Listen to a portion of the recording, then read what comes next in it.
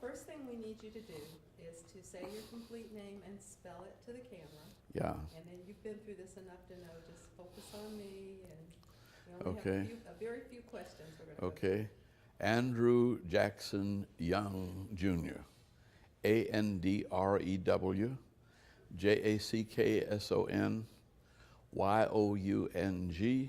Jr.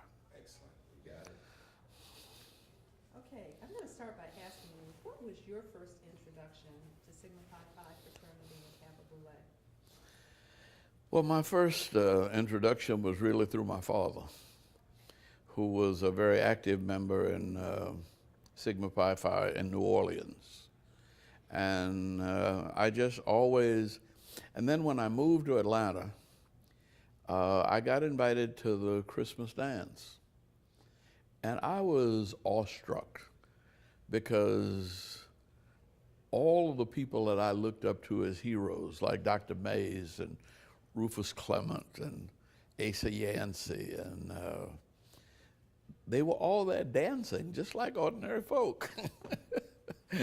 And I always thought that there was something special about that it was where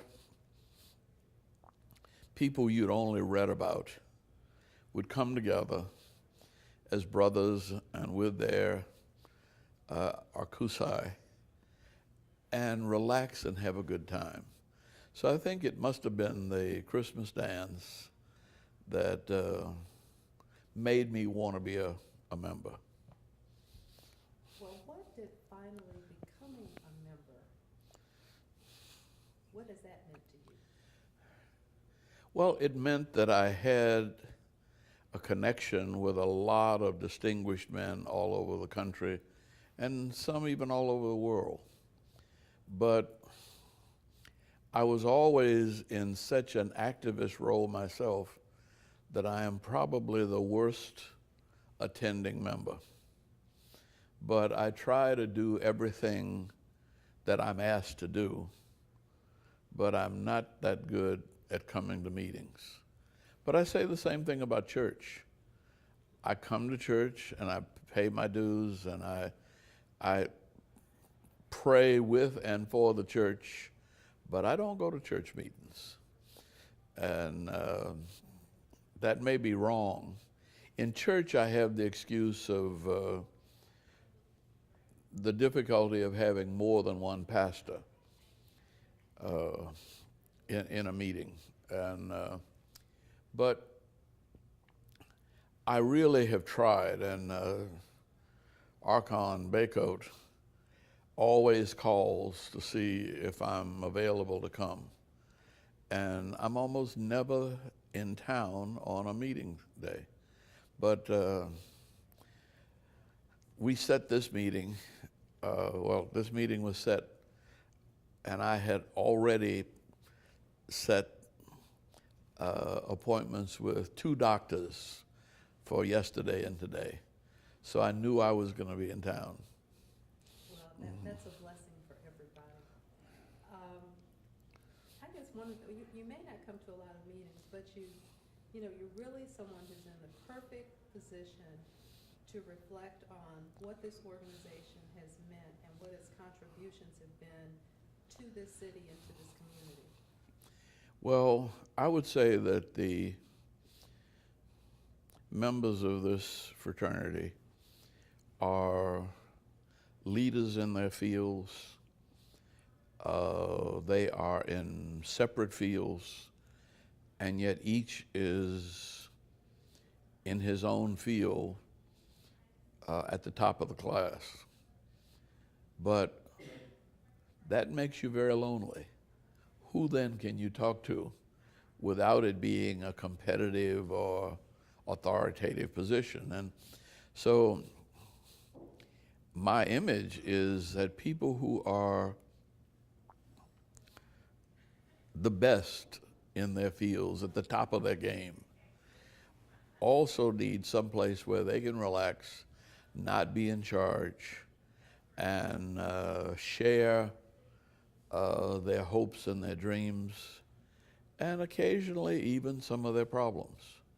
And quietly off the set, maybe I just will say it. There was a letter sent to the school board that all of the members of Kappa Boule signed. Well, the problems with the school board is there is no elder now.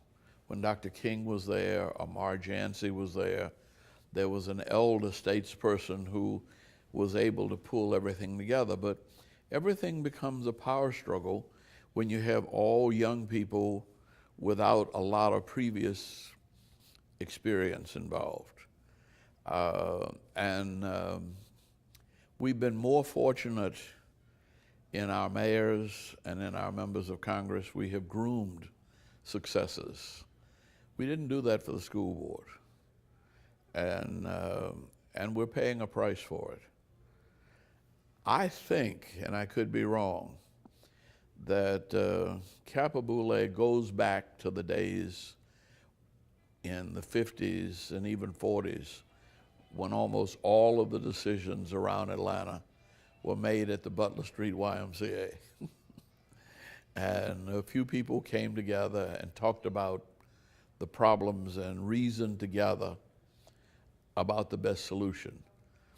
They didn't carry them out themselves, but I remember when I first got here, there used to be a ticket that would tell you, suggest who you might vote for.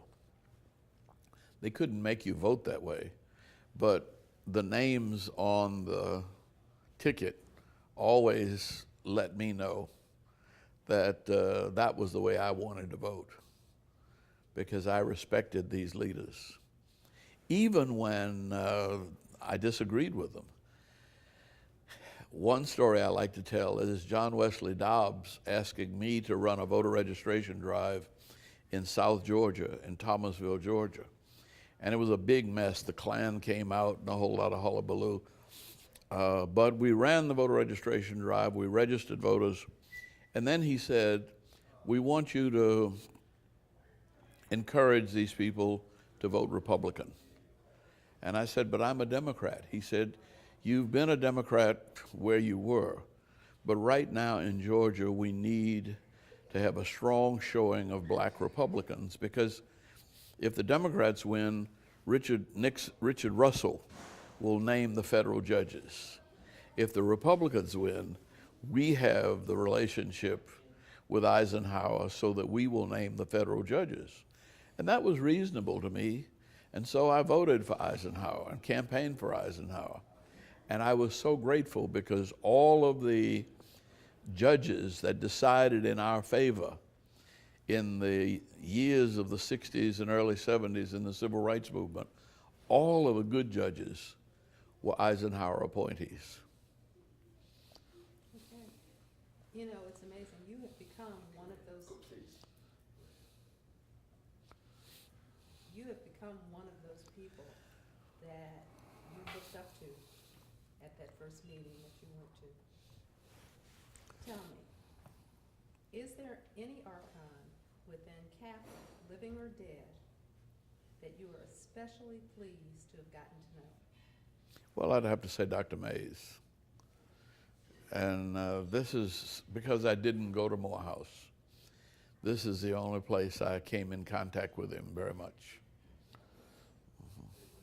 So he made you honorary. Yeah. An honorary Morehousean. Well, that was my last question for you. Okay. But Is there something else you'd like to add? no. There you go. Yes, sir. That's okay. But no, I think this is, now that I am, well, I was at a meeting in Europe, and Wolfenson, who was formerly head of the World Bank, I think of as an octogenarian, you know, really old and on a cane. And he came up to me and he said, I'm accustomed to being the wise elder in these meetings. And I just realized that I was born in 1933 and you were born in 1932. And I must defer to you. I said, oh, no, please don't. You know, and after going to college at 15 and always being the youngest in the group, all of a sudden now to find myself the oldest, probably the oldest in the room back there now. It is such a blessing. We're going to take that conversation about the church meetings offline Yeah, and talk about that another time. okay. Okay? Was the camera running then? Oh, yeah. But that's okay. All right. Well, you know, one thing about being this elder status